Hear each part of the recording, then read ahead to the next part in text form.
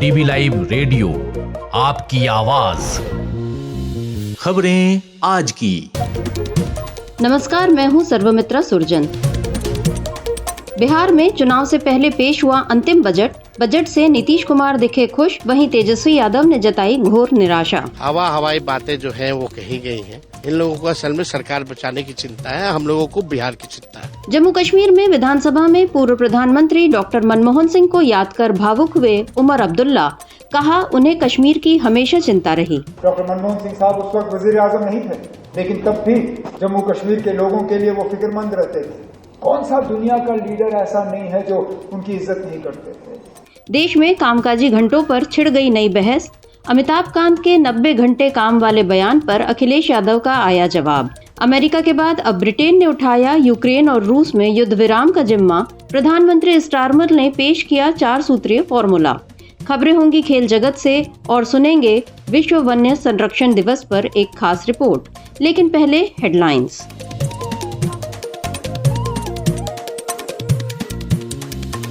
Headlines के साथ मैं हूं अतुल सिन्हा। बिहार में नीतीश ने पेश किया चुनावी बजट। छात्रों, महिलाओं और किसानों को साधने की कोशिश। सड़कों का जाल बिछाने का ऐलान। पटना से 4 घंटे में कनेक्ट होंगे सभी जिले। तेजस्वी ने बताया ये नीतीश का आखिरी बजट। बसपा की मुखिया मायावती ने भतीजे आकाश आनंद को आखिरकार पार्टी से निकाला। 15 महीने में 2 बार उत्तराधिकारी बनाया और हटाया। ससुर के इशारे पर काम करने का लगाया आरोप। इजराइल में अवैध घुसपैठ करते पकड़े गए भारतीय को जॉर्डन की सेना ने मारी गोली। केरल का रहने वाला था युवक। दूतावास ने दी परिवार को मौत की सूचना। डोनाल्ड ट्रंप ने बंद किए रूस के खिलाफ सभी साइबर ऑपरेशन। यूक्रेन जंग पर रूस को साथ लाने की कोशिश। अपने फैसले को तत्काल लागू करने पर निगरानी रखेगा अमेरिका। और यूक्रेन को मिसाइल के लिए 14,000 करोड़ रुपए देगा ब्रिटेन। ब्रिटिश प्रधानमंत्री ने कहा जेलेंस्की को दुगना समर्थन देंगे। अमेरिका को भरोसेमंद साथी भी बताया। डीवी लाइव रेडियो पर आप सुन रहे हैं खबरें आज की। बिहार के वित्त मंत्री और डिप्टी सीएम सम्राट चौधरी ने 2025-26 वित्तीय वर्ष के लिए 3,17,000 करोड़ का बजट पेश किया। खास बात यह है कि चुनाव से पहले यह नीतीश सरकार का आखिरी बजट है। बजट में सरकार ने कई अहम घोषणाएं की, जैसे पिछड़ा और अत्यंत पिछड़ा वर्ग के छात्रों की छात्रवृत्ति दोगुनी, बिहार के प्रमुख शहरों में पिंक बस सेवा, छठ पूजा के लिए धार्मिक पर्यटन, किसानों के आय में वृद्धि के लिए बिहार खाद्य प्रसंस्करण नीति, बिहार कैंसर केयर सोसाइटी की स्थापना, बेगूसराय कैंसर अस्पताल और राज्य के सभी प्रखंड में आउटडोर स्टेडियम जैसे महत्वपूर्ण ऐलान बजट में किए गए। खास बात यह है कि इस बार शिक्षा और स्वास्थ्य को खास तवज्जो दी गई। शिक्षा विभाग को सबसे ज्यादा 60,964 करोड़ रुपए मिले, वहीं उसके बाद स्वास्थ्य विभाग को 20,335 करोड़ रुपए मिले हैं। बजट के दौरान घोषणाएं सुनकर नीतीश कुमार मुस्कुराते और मेज थपथपाते नजर आए। जैसे ही सम्राट चौधरी ने बजट समाप्त किया, नीतीश ने उन्हें गले लगा लिया। सम्राट चौधरी ने कहा कि बजट प्रधानमंत्री मोदी के सबका साथ सबका विकास के सिद्धांत और सीएम नीतीश कुमार के न्याय के साथ विकास के सिद्धांत पर आधारित है। बिहार में भारत की सरकार सहयोग कर रही है। नीतीश कुमार जी को डबल इंजन का सहयोग मिल रहा है और भारत की सरकार भी सहयोग करे, इसलिए 3,17,000 करोड़ का बजट लेकर जा रहा हूँ। गार्जियन है नीतीश कुमार जी, गार्जियन है, पिता तुल्य है, आशीर्वाद दे रहे हैं। वहीं तेजस्वी यादव ने इस बजट को बेकार बताते हुए कहा कि इन्हें सरकार बचाने की चिंता है, हमें राज्य की चिंता है। बिहार में रेवेन्यू हो नहीं रहा है तो ये इन्फ्लेटेड बजट है और बिहार के हित में नहीं है।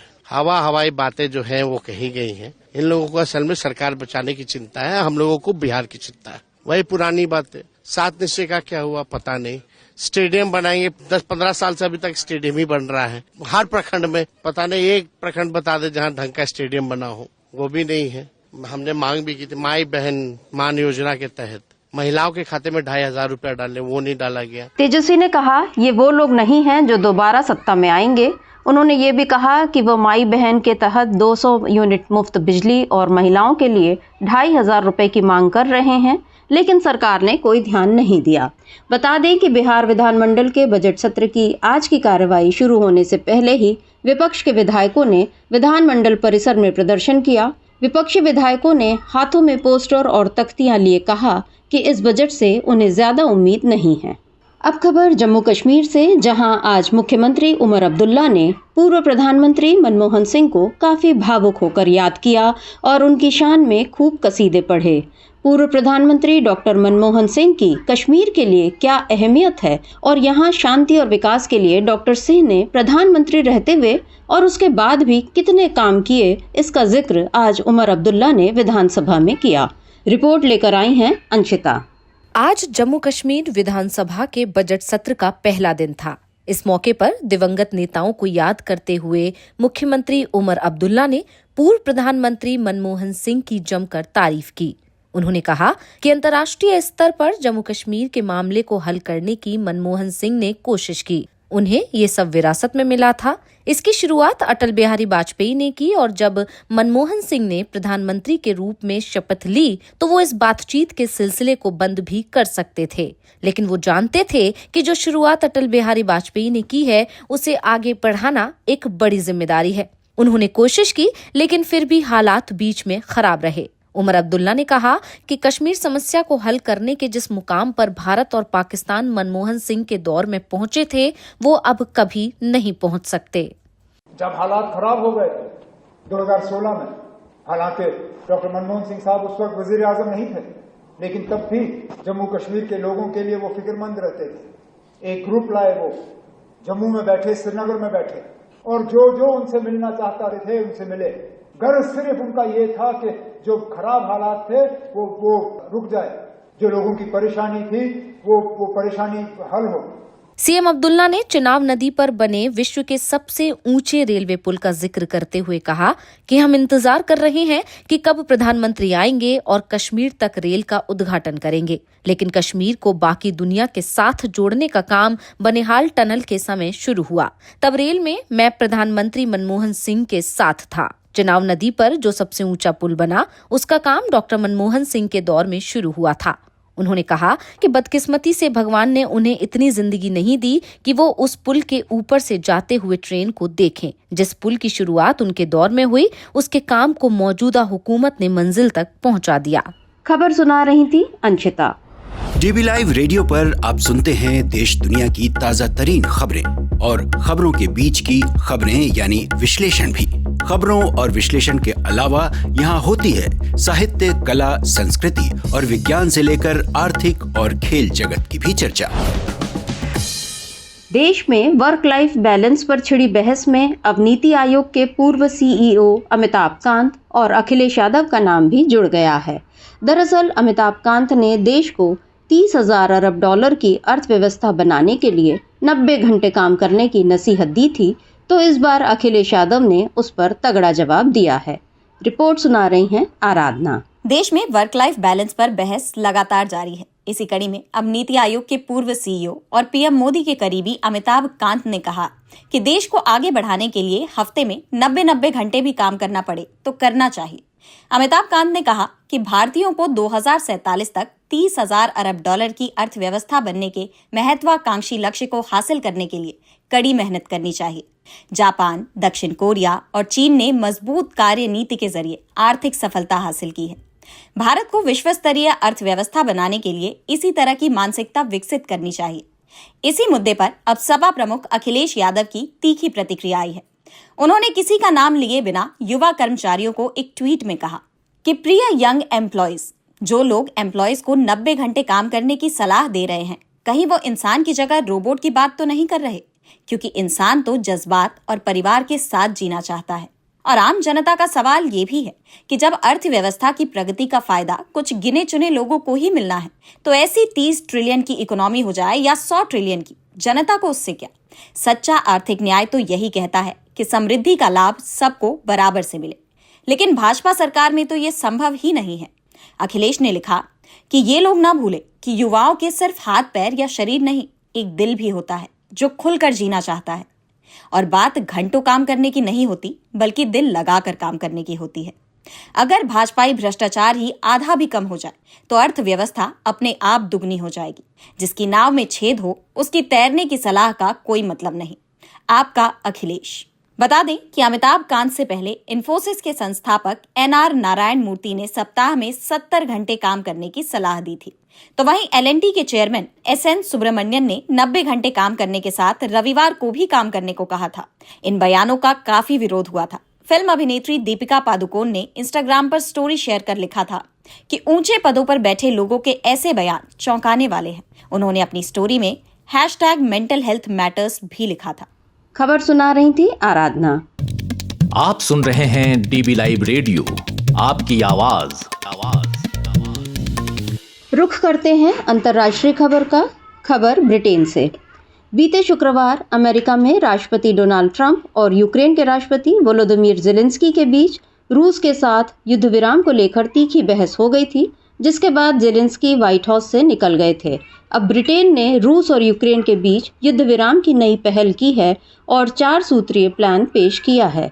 रिपोर्ट सुना रही हैं अंशिता। अमेरिकी राष्ट्रपति डोनाल्ड ट्रंप और यूक्रेन के राष्ट्रपति वोलोदिमीर ज़ेलेंस्की के बीच तीखी नोकझोंक के 2 दिन बाद लंदन में हुए एक शिखर सम्मेलन में ब्रिटेन के प्रधानमंत्री कीर स्टारमर ने रूस यूक्रेन युद्ध को समाप्त करने के लिए 4 सूत्रीय प्लान पेश किया है। इस बैठक में स्टारमर ने कहा कि वो यूक्रेन के लिए अपने समर्थन में अमेरिका को शामिल करने का प्रयास भी करेंगे। बता दें कि शिखर सम्मेलन में यूरोपीय नेताओं ने यूक्रेन के प्रति अपना समर्थन दिखाया और उसकी मदद के लिए और अधिक करने का वादा किया। यूरोपीय नेताओं ने सहमति व्यक्त की कि उन्हें रक्षा पर अधिक खर्च करना चाहिए ताकि ट्रंप को दिखाया जा सके कि महाद्वीप अपनी रक्षा कर सकता है। 18 नेताओं के शिखर सम्मेलन के बाद स्टारमर ने कहा, आज हम इतिहास के एक चौराहे पर हैं। उन्होंने 4 सूत्रों में शांति समझौते की राह बताई। First, we will keep the military aid flowing. Number 1, Ukraine में सैन्य सहायता जारी रखना और रूस पर आर्थिक दबाव बढ़ाना जारी रखना चाहिए। Second, we agreed that any lasting peace. Number 2, किसी भी स्थायी शांति के लिए यूक्रेन की संप्रभुता और सुरक्षा सुनिश्चित होनी चाहिए और यूक्रेन को किसी भी शांति वार्ता में उपस्थित होना चाहिए। Third, in the event of a peace deal. Number 3, शांति समझौते की हालत में किसी भी भविष्य के आक्रमण को रोकने के लिए यूक्रेन की रक्षात्मक क्षमताओं को बढ़ाना चाहिए। Fourth, we will go further to develop. Number 4, Ukraine में किसी समझौते की रक्षा करने और उसके बाद शांति की गारंटी देने के लिए इच्छुक लोगों का गठबंधन विकसित करना। बता दें कि ओवल ऑफिस में ज़ेलेंस्की के साथ तीखी बहस के बाद यूरोप अब ये सुनिश्चित करने के लिए संघर्ष कर रहा है कि कीव को किसी भी वार्ता से बाहर ना किया जाए। वहीं इस मामले में अमेरिका के साथ की जरूरत से भी यूरोप वाकिफ है। ब्रिटिश प्रधानमंत्री ने कहा कि समझौते के लिए अमेरिका के समर्थन की आवश्यकता होगी और इसमें रूस को शामिल करना होगा, लेकिन मॉस्को को शर्त तय करने की अनुमति नहीं दी जा सकती। स्टारमर ने कहा, मैं स्पष्ट कर दूं, हम स्थायी शांति की तत्काल आवश्यकता पर ट्रंप से सहमत हैं। अब हमें मिलकर काम करने की जरूरत है। रिपोर्ट सुना रही थी अंशिता। आप सुन रहे हैं डीबी लाइव रेडियो, आपकी आवाज। और अब खेल की खबर लेकर आई हैं आंचल।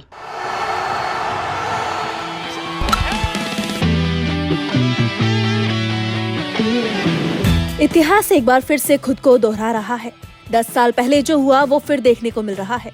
दरअसल चैंपियंस ट्रॉफी 2025 का सेमीफाइनल ठीक वैसा ही होने जा रहा है जैसा 10 साल पहले वनडे वर्ल्ड कप 2015 में देखने को मिला था। बिल्कुल वही लाइनअप, लेकिन भारत नहीं चाहेगा कि परिणाम 2015 जैसा हो।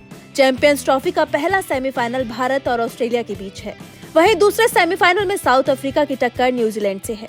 2015 वर्ल्ड कप के सेमीफाइनल में भी यही टीमें आपस में भिड़ी थी। अब आईसीसी वनडे टूर्नामेंट के सेमीफाइनल में 10 साल पुरानी स्टोरी तो रिपीट हो गई, मगर अंजाम वैसा ना हो तो ही टीम इंडिया के नजरिए से अच्छा रहेगा। कुल मिलाकर ये टीम इंडिया के पास हिसाब को बराबर करने का भी मौका है। तो 10 साल पहले यानी वर्ल्ड कप 2015 के सेमीफाइनल में क्या हुआ था वो भी हम आपको बताते हैं। 2015 वर्ल्ड कप के सेमीफाइनल में ऑस्ट्रेलिया ने भारत को 95 रन से हराकर फाइनल का टिकट कटाया था। हालांकि ये उस वर्ल्ड कप का दूसरा सेमीफाइनल था। वहीं पहले सेमीफाइनल में न्यूजीलैंड ने साउथ अफ्रीका को डकवर्थ लुईस नियम से 4 विकेट से हराया था। चैंपियंस ट्रॉफी 2025 में बदलाव बस ये है कि पहला सेमीफाइनल भारत और ऑस्ट्रेलिया के बीच है। वहीं दूसरे सेमीफाइनल में साउथ अफ्रीका और न्यूजीलैंड आमने सामने हैं। यानी भारत और साउथ अफ्रीका दोनों के ही पास 10 साल पुरानी हार का बदला चुकाने का मौका है। वैसे अगर ग्रुप मुकाबले की बात की जाए तो दोनों ही टीमें अपने ग्रुप में टॉप पर रहीं। भारत ने अपने तीनों मुकाबले जीते। भारत ने अपने अभियान की शुरुआत बांग्लादेश को हराकर की। दूसरे मुकाबले में भारत ने पाकिस्तान को हराकर टूर्नामेंट से ही बाहर का रास्ता दिखा दिया। इसके बाद तीसरे मुकाबले में भारत ने न्यूजीलैंड को हराकर अपने ग्रुप में पहला स्थान हासिल किया। वहीं बात अगर दक्षिण अफ्रीका की करें तो दक्षिण अफ्रीका ने अपने पहले मुकाबले में अफगानिस्तान को हराया। दूसरा मुकाबला ऑस्ट्रेलिया से था, लेकिन बारिश के चलते ये मैच रद्द करना पड़ा। तीसरे मुकाबले में दक्षिण अफ्रीका ने इंग्लैंड को एक तरफा अंदाज में हराकर सेमीफाइनल में जगह बनाई है। अब सभी की नजरें सेमीफाइनल मुकाबले पर टिकी हुई हैं और ये दोनों ही टीमें चाहती हैं कि जो 10 साल पहले हुआ था वैसा इस बार नहीं हो। तो दूसरी तरफ ऑस्ट्रेलिया और न्यूजीलैंड भी कोशिश करेंगे कि वो 8 साल बाद हो रही चैंपियंस ट्रॉफी पर कब्जा करें।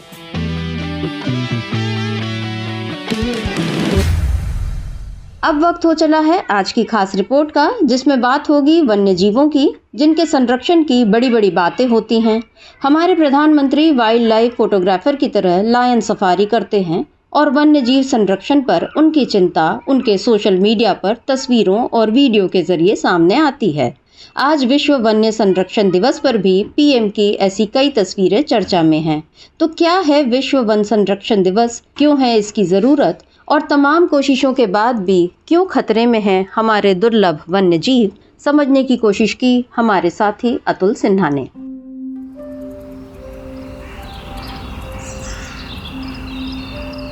अक्सर जिम कॉर्बेट या दूसरे टाइगर रिजर्व के आसपास से ऐसी खबरें आती रहती हैं कि सड़कों पर आवाजाही और तेज रफ्तार वाहनों की चपेट में आकर जंगली जानवर मारे जा रहे हैं या घायल हो रहे हैं। हाथियों का झुंड आने जाने वालों पर हमले कर रहा है और अक्सर इन संरक्षित जगहों पर पर्यटकों की लगातार बढ़ती संख्या उनके लिए खतरा बन रही है। कहीं कोई बाघ किसी गांव या शहर में घुस आता है तो कहीं कोई आदमखोर बाघ का आतंक आम लोगों से लेकर वन विभाग के अफसरों तक के लिए मुसीबत बन जाता है। दरअसल वन्य जीव हमेशा से इंसानों के लिए कौतूहल का विषय रहे हैं, चाहे चिड़ियाघर में हो या वन्य जीव अभयारण्यों में। पर्यटकों के लिए बेशक जंगल सफारी मनोरंजन का साधन हो, टूर ऑपरेटर्स के लिए कमाई का जरिया, लेकिन हमारे वन्य जीवों के लिए एक हद तक यह एक मुसीबत है। हम बात तो करते हैं वन्य जीव संरक्षण की, लेकिन उनके साथ व्यवहार करते हैं सचमुच जानवरों की तरह, उनके मन और मिजाज को समझे बगैर। जाहिर है ऐसे में वन्य जीव संरक्षण की ज़रूरत तो है ही। दुनिया में आमतौर पर कोई न कोई दिवस अक्सर मनाया जाता है, उसी में से एक है विश्व वन्य जीव दिवस। इसकी शुरुआत 2013 में हुई थी। थाईलैंड ने वन्यजीव संरक्षण के बारे में जागरूकता बढ़ाने के लिए एक दिन समर्पित करने का प्रस्ताव रखा था और 20 दिसंबर 1913 को संयुक्त राष्ट्र महासभा ने आधिकारिक तौर पर 3 मार्च को विश्व वन्यजीव दिवस घोषित कर दिया। इसके बाद पहला विश्व वन्यजीव दिवस 2014 में मनाया गया। अगर अपने देश की बात करें तो 1972 से पहले वन्य जीवों की सुरक्षा के लिए कोई कानून नहीं था। जानवरों का शिकार करना एक शाही शौक माना जाता था। 19वीं शताब्दी में जहां अपने देश में 50,000 से ज्यादा बाघ थे, वह 1970 आते आते 300 से भी कम रह गए। जानवरों के खालों से लेकर हाथी दांत और तमाम अंगों की तस्करी के मामले काफी बढ़ गए। तभी 1972 में वन्यजीव संरक्षण अधिनियम बना और शिकार पर रोक लग गई। 1973 में शुरू किया गया प्रोजेक्ट टाइगर। इसके तहत कई टाइगर रिजर्व बनाए गए और तमाम अभयारण्य विकसित किए गए। नैनीताल जिले में 1936 में सबसे पहले बना था हेली नेशनल पार्क, जो 1957 के बाद से जिम कॉर्बेट के नाम से जाना जाता है। प्रोजेक्ट टाइगर के तहत पहला टाइगर रिजर्व इसे ही बनाया गया। अपने देश में 55 संरक्षित ऐसे क्षेत्र हैं जिन्हें बाघ अभयारण्य कहा जाता है। इंसानों की आबादी बढ़ने के साथ ही जंगल कम हुए, पर्यावरण भी बदल रहा है। इसकी वजह से पूरी दुनिया में 10 लाख से ज्यादा ऐसी प्रजातियां हैं और ऐसे वन्य जीव हैं जो विलुप्त होने की कगार पर हैं। अगर इन्हें अभी नहीं बचाया गया तो वे इस धरती से खत्म हो जाएंगे। बाघों की संख्या आज करीब 4000 अपने देश में हो गई है, लेकिन दूसरी तरफ चीता लुप्तप्राय हो गया है, तेंदुए खत्म हो रहे हैं। बाघों को लेकर जितनी जागरूकता दिखती है उतनी अन्य जीवों के लिए नहीं। बेशक इसके लिए जरूरी है उन तमाम जीवों के प्रति अपना नजरिया बदलने की और उन्हें संरक्षित करने में मदद करने की।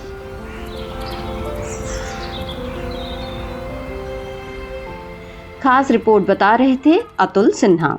इस कार्यक्रम को अब यहीं समाप्त करते हैं। बने रहिए डीबी लाइव रेडियो के साथ।